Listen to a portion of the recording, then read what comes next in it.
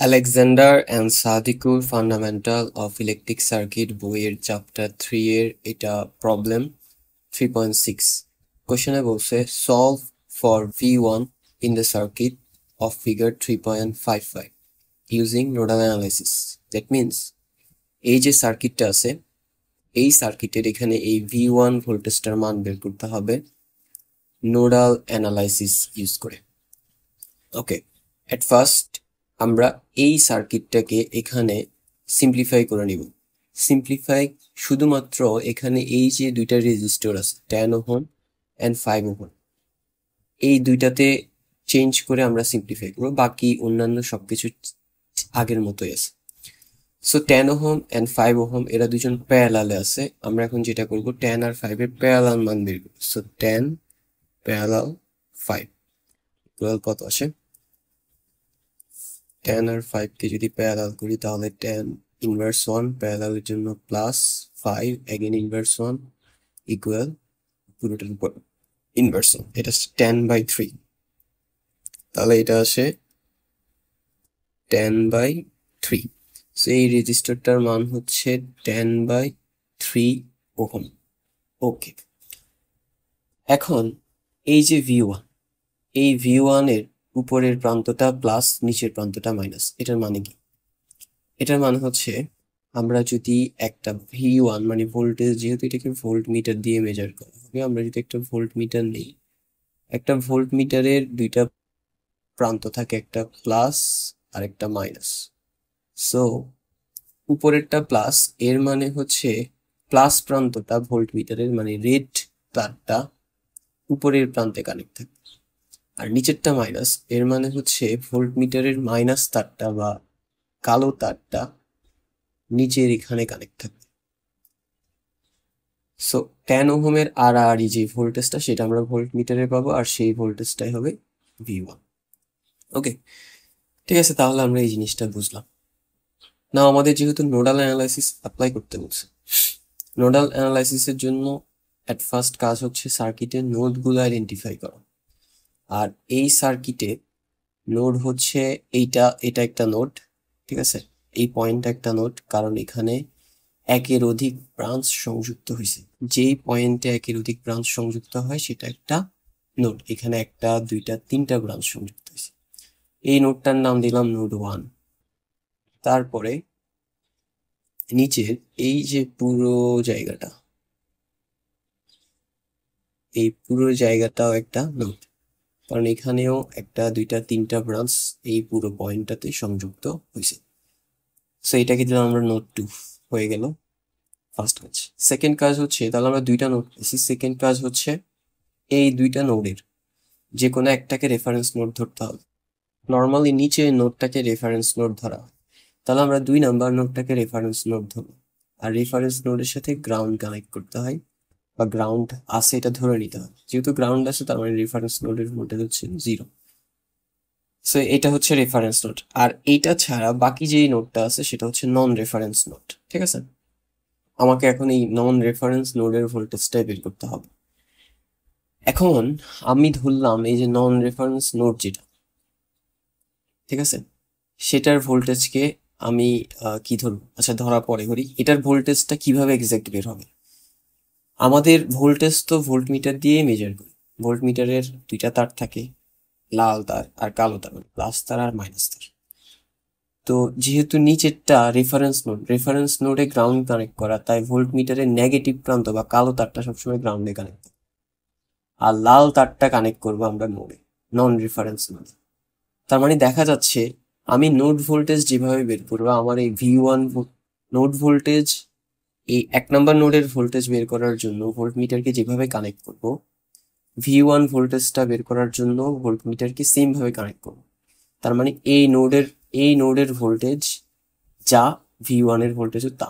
তাই আমি বলতে পারি যে এই যে নোডটা আছে এটার ভোল্টেজকে আমি V1 বলতে পারি, যেহেতু সেম। আমি এটাকে V1 বলি, আর এটা 1 নম্বর, এটা মাথায়। ওকে, গেল। এইবার যেটা করতে হবে, এই নোডটাতে KCL অ্যাপ্লাই করতে হবে। তাহলে এটা হচ্ছে 1 নম্বর নোড, 1 নম্বর নোডে KCL অ্যাপ্লাই করব। So apply KCL at node 1। আমাদের KCL এর সূত্রটা হচ্ছে এটা, ইনকামিং কারেন্টস সমান আউটগোয়িং কারেন্টস। এটাকে আমরা একটু চেঞ্জ করে লিখবো, আউটগোয়িং কারেন্ট সমান incoming currents. So outgoing currents সমান ইনকামিং কারেন্টস। ওকে, এবারে কাজ হচ্ছে এই নোডের কারেন্টের ডিরেকশন গুলো ধরতে হবে। আর কারেন্টের ডিরেকশন আমাদের ইচ্ছা অনুযায়ী ধরা যায়। যেহেতু ইচ্ছা অনুযায়ী ধরা যায়, তাই আমরা যেটা ধরবো সেটা হচ্ছে নোড থেকে কারেন্ট বের হচ্ছে এমনটা ধরবো। সো ধরলাম এদিকে একটা কারেন্ট বের হচ্ছে, এটাকে ধরলাম I1। তারপর এদিক দিয়ে একটা কারেন্ট বের হচ্ছে, এটাকে ধরলাম I2। এদিক দিয়ে একটা কারেন্ট বের হচ্ছে, এটাকে ধরলাম I3। ওকে, আর কোনো ব্রাঞ্চ নাই। সো এট ফার্স্ট হচ্ছে আউটগোয়িং কারেন্টস। এখানে দেখা যাচ্ছে নোড থেকে তিনটা কারেন্ট বের হচ্ছে, I1, I2, I3। তাহলে আমরা I1, I2, I3 এগুলোকে যোগ করব। I1 plus I2 plus I3 equal incoming currents, মানে এই নোডে আসতেছে এমন কারেন্ট। এখন এই নোডে আসতেছে এমন কোনো কারেন্ট নাই, তার মানে ইনকামিং কারেন্ট হচ্ছে 0। নাও I1, I2, I3 এই কারেন্টগুলোর মান বের করতে হবে। এদের মানগুলো বের করার জন্য এই সূত্রটা ইউজ করবো, I equal higher voltage minus lower voltage divide by resistance. সবসময় একটা কথা মাথায় রাখতে হবে যে কারেন্ট সবসময় উচ্চ ভোল্টেজ থেকে নিম্ন ভোল্টেজের দিকে যায়। দেখা যাচ্ছে এই I1 কারেন্ট 1 নম্বর নোড থেকে এভাবে করে এভাবে গ্রাউন্ডের দিকে যাচ্ছে। তো যেহেতু 1 নম্বর নোড থেকে যাচ্ছে, 1 নম্বর নোড হচ্ছে হায়ার ভোল্টেজ আর এদিকে এগুলা হচ্ছে লোয়ার ভোল্টেজ। সো সেই হিসেবে আমাদের যেহেতু 1 নম্বর নোড থেকে যাচ্ছে, সেটার ভোল্টেজ হচ্ছে higher voltage, higher voltage minus lower voltage. এখন আমি যদি এইভাবে আসি, প্রথমে পাই 10 ভোল্টকে, 10 ভোল্টের প্লাস প্রান্তটাকে প্রথমে পাই এভাবে আসলে, তাহলে আমরা প্লাস 10 নিব। সো এটা সূত্রের মাইনাস প্লাস 10, সো শুরুতে প্লাস চিহ্ন না দিলেও চলবে। এরপর অ্যাগেইন মাইনাস, এরপর এভাবে আসলে গ্রাউন্ডকে পাই, গ্রাউন্ডের ভোল্টেজ কত? 0, মানে রেফারেন্স নোডের ভোল্টেজ 0, যেহেতু এটার সাথে গ্রাউন্ড কানেক্ট। তাহলে আমরা দিলাম higher voltage minus lower voltage, নিচে রেজিস্ট্যান্স, মাঝে রেজিস্ট্যান্স কত আছে? 10/3। সো আমরা এখানে 10/3 দিলাম।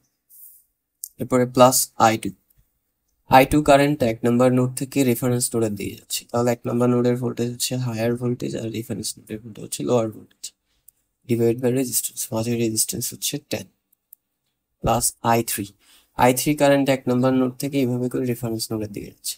তো যেহেতু 1 নম্বর নোড থেকে যাচ্ছে, তাহলে 1 নম্বর নোডের ভোল্টেজ হচ্ছে হায়ার ভোল্টেজ মাইনাস এই যে এভাবে করে আসলে এই 20 ভোল্টকে পাই, 20 ভোল্টের প্রথমে পাই প্লাস প্রান্তকে, তাহলে আমরা প্লাস 20 নিব। এখন শুরুতে প্লাস না দিলেও চলে, জাস্ট 20 দিলাম। এরপরে মাইনাস, দেন এভাবে আসলে এটাকে পাই, এটার ভোল্টেজ কত?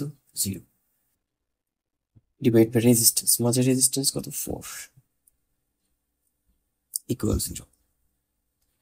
ওকে ফাইন, এইবার জাস্ট আমরা এটা ক্যালকুলেশন করব। আচ্ছা, ক্যালকুলেশন না করেও আমরা এটাকে ডিরেক্ট ক্যালকুলেটরে টাইপ করে আনসার বের করে ফেলতে পারবো। সো আমরা শর্টকাট করি, ক্যালকুলেটরে ডিরেক্ট টাইপ করে। ওকে, সো প্রথমে একটা দাগ দিব, প্রথমে আছে V1 কে আমরা এক্স ধরলাম, সো আলফা এক্স, ঠিক আছে, এখানে যে এক্স, তারপর মাইনাস 10, এরপর মাইনাস 0 আছে, মাইনাস 0 না দিলে জন্য নিচে হচ্ছে 10/3, তাহলে 10/3। ওকে, এরপর হচ্ছে প্লাস এগেন দাগ V1 মাইনাস 0, সো মাইনাস 0 না দিলে ছিল V1 দিব, V1 কে আমরা এক্স ধরছি, সো x/10। এরপর এগেন প্লাস, এরপরে হচ্ছে এগেন ভগ্নাংশ V1 মাইনাস 20, V1 কে আমরা এক্স ধরলাম, মাইনাস 20 দিলাম, তারপর নিচে 4 দিলাম, মাইনাস 0 না দিলে ছিল। এরপর ইকুয়াল 0, ইকুয়াল হচ্ছে এই যে, তাহলে আলফা ইকুয়াল 0। এবার এটাকে সলভ করতে হবে, সলভ হচ্ছে এই যে, তাহলে shift solve, again equal press করব, আমাকে এক্স এর জন্য মানটা দেখাচ্ছে। ঠিক আছে, আমরা এক্স ধরছিলাম V1 কে, তাই না? তার মানে এটা মূলত আমাদের V1 এর, V1 এর মান কত আসলো? 12.3076, তাহলে V1 এর মান হচ্ছে 12.3076 volt. So that's the value of V1 and এটাই আমাদেরকে বের করতে বলছিল. So this is our answer. So that's all for today.